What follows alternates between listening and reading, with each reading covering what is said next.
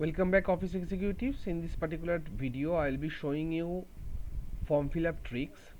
So after first name, if you want to add a colon, so space and then hitting a colon, again going to the last name section and then again giving some spaces and then giving a colon. In this way, if the range of column data is the range of column data is in plenty number, then in this way adding colon to it would be it would be pretty hard. So what's the shortcut to it? That is the thing which we are going to see in this particular Excel video. Control Z. Fine. Also let me clear out the colon from here.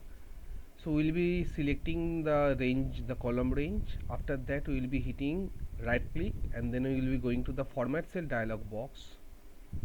From there we will be going to the last option, that is custom, and instead of general we will be just clearing out the general and we will be giving at the rate, then a star, give a space and then hit colon and then hit enter. So at the end of each column, at the end of each column there is a semicolon. At the end of each column data, at the range of each row, the row value, there is a colon. So in this way you can apply this trick for the form fill up. That's all for this particular video. Thank you all guys and happy coding.